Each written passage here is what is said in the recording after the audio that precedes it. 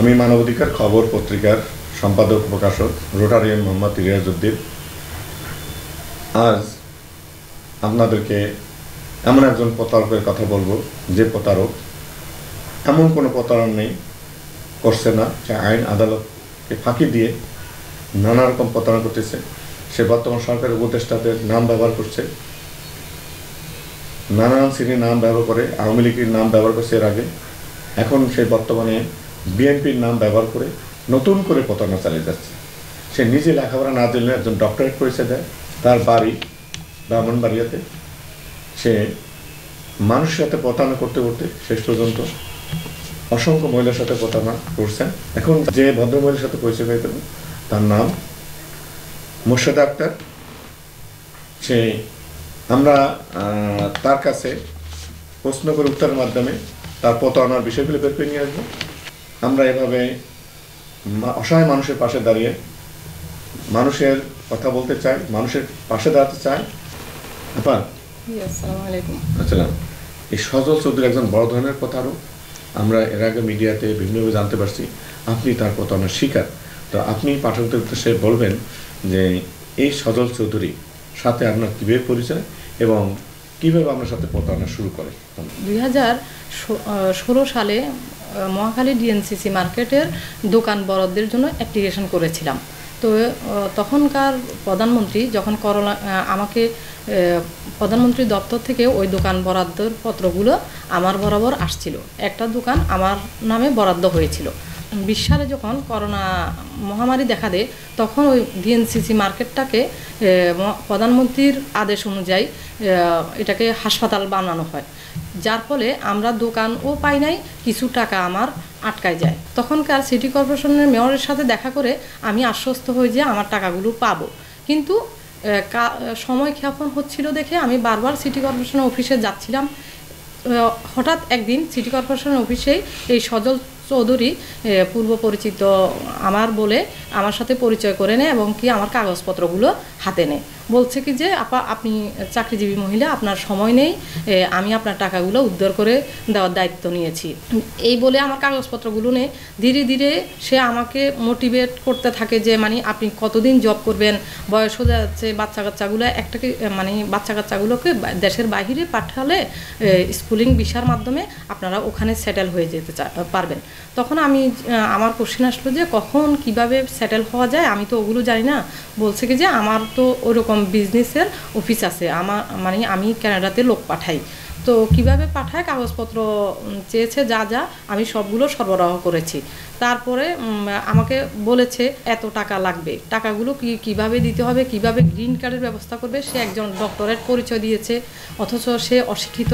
তখনকার সময়ের বিভিন্ন এমপি মন্ত্রীদের ছবি দিয়ে সে অফিস এমনভাবে ডেকোরেট করেছে যাতে করে বিশ্বাস করা হয়। সে সবসময় তাফসিরে মাহফিল করত এবং কি বড় বড় এমপি মন্ত্রীদেরকে ইউজ করতেন, ছবি, বিভিন্ন ক্যাস্ট, এগুলো দিয়ে ওনার অফিস সাজিয়ে রেখেছিলেন। তারপরে ওনার ডক্টরেট, ওনার বিজনেসের অ্যাড্রেস সব কিছু দিয়ে আমাকে মোটিভেট করে। প্রথমে বলে যে 3 লাখ টাকা দিবেন, 3 লাখ টাকা দেওয়ার পরে যদি আপনার কাগজপত্র বাইরে পাঠানো হবে, যদি না হওয়ার হয় তাহলে আপনার টাকা ফেরত দেওয়া হবে। সবসময় বলতো যে আপনি মহিলা মানুষ, বেশি কথা বলবেন না, এক কথা মানুষ আমি, যে শুধু টাকাগুলো অ্যাকাউন্টে ঢুকবে, আপনার ভিসাটা দিয়ে দিব, এই হলো কথা। যখন ওর অ্যাকাউন্টে 14 লাখ টাকা আমার ঢুকে যায়, তখন একদিন হঠাৎ করে, আমি খুব ঝামেলা ছিলাম আমার অফিসের, তখন একদিন হঠাৎ করে বলে যে আপনার ভিসা হয়ে গেছে অলরেডি, আপনার মূল পাসপোর্ট আর যে টাকাগুলো অ্যাকাউন্টে সবগুলো জমা দিতে হবে 1 সপ্তাহের মধ্যে, না হলে আপনি আপনার ওই 14 লাখ টাকা গচ্চা যাবে। তখন আমি আমার নিজস্ব একটা জায়গা কম দামে সেল করে তাড়াতাড়ি দ্রুত 1 সপ্তাহের মধ্যে ওর অ্যাকাউন্টে টাকাগুলো জমা দিই এবং কি আমার পাসপোর্ট পাঠাই। তো আমাকে বলছে কি যে উকিলের মাধ্যমে আপনার পাসপোর্টগুলো এবং কি আপনার গ্রিন কার্ডের জন্য কিছু কাগজপত্র জোগাড় করতে হবে, আপনি অফিসে আইসেন। এর মধ্যেই আমি আমার ঝামেলার কারণে আমি যেতে পারি নাই অফিসে। সে আমার টাকাগুলো ক্লিয়ারিংয়ের মাধ্যমে ওর অ্যাকাউন্টে টাকাগুলো সব ঢুকে যায়।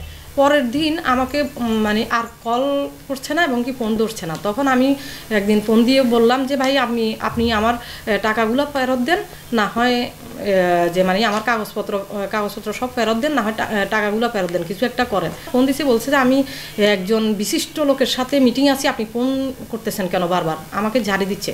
তারপরে আমি মানে ইচ্ছা করেই আমি ভিডিও কল দিলাম। ভিডিও কল দেওয়ার পরে সে দেখি যে মহাখালী ডিওএইচএসের সেন্ট্রাল মসজিদে মিম্বরের উপর দাঁড়ানো কোরআন শরীফ ছুঁয়ে আমাকে বলল যে আপনার যদি ঈমান আমান থেকে থাকে এই আল্লাহর মসজিদ আর কোরআনকে তো বিশ্বাস করেন নাকি, আপনি তো মুসলমান, যে আপনার টাকা কোনোভাবে মার যাবে না। তখন 2023 সালের 27শে এপ্রিল লাস্ট আমার টাকাগুলো যখন ওর অ্যাকাউন্টে ঢুকে, 28শে এপ্রিলই সে আমাকে অকথ্য ভাষায় গালিগালাজ শুরু করে, এবং কি শুধু গালিগালাজ শুরু করে থেমে থাকেনি। টোটাল কত টাকা ঢুকছে? টোটাল 43,50,000। আচ্ছা। তারপর গালিগালাজ শেষ করে নাই। তারপরে বলছে যদি কথা বলিস সাথে সাথে তোর চাকরিটা যাবে, তারপর তোর ছেলে তোর হাজবেন্ডকে মেরে তোরকে কাশিমপুর কারাগারে রাখা হবে, তোর জন্য আমি তোর অফিসের এরিয়ায় গাড়ি পাঠাচ্ছি, যে কোনো মুহূর্তে তোকে গাড়ি দিয়ে বেনিশ করে দিব। তারপর আমি অফিস করতে পারছিলাম না। একদিন আমি অফিস থেকে আসার পথে তখন আমার হাজব্যান্ড বললো যে একটা কাজ করো, এভাবে তো আর হয় না, ডিবিতে কমপ্লেন করো, চলো। ডিবিতে কমপ্লেন করতে গেছি, ওনারা আমাকে বললো যে মানে আপনার সাথে ওর কোনো ঘনিষ্ঠতা আছে কিনা। আমি বলছি যে না।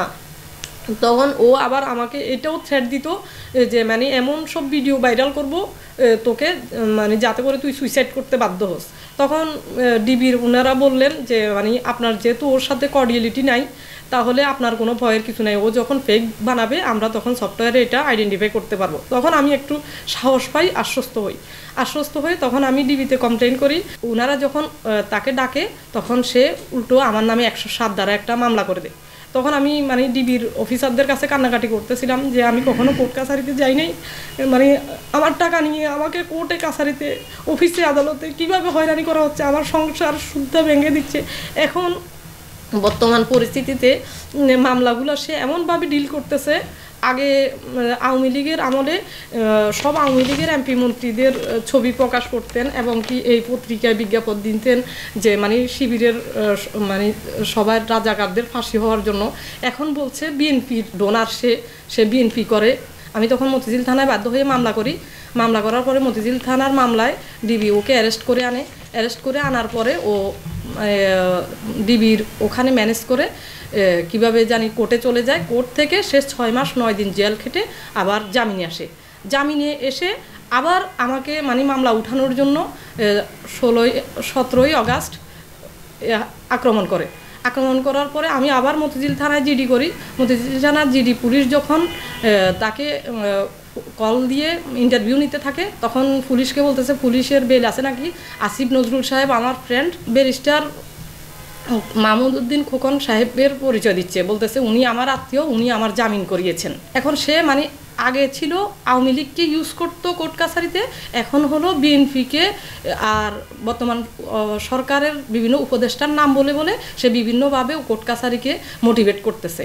যার ফলে আমি আমার মামলায় মানে আমার লাইফ সিকিউরিটি নিয়েও আশঙ্কাজনকভাবে আছি। যেমন আমার হাজব্যান্ডকে বিভিন্ন বাজে কথা ফোন করে বিভিন্ন বাজে কথা বলে। আমি আরও একজনকে চিনি, উত্তরার বাড়িওয়ালা ফিরোজ মেহেদি, উনাকে বাসায় ডেকে এনে মারধর করে উনাকে ব্ল্যাঙ্ক স্টাম্পে সাইন নিয়ে উনার নামে 10 লক্ষ টাকার একটা মামলা দিয়ে দেয়।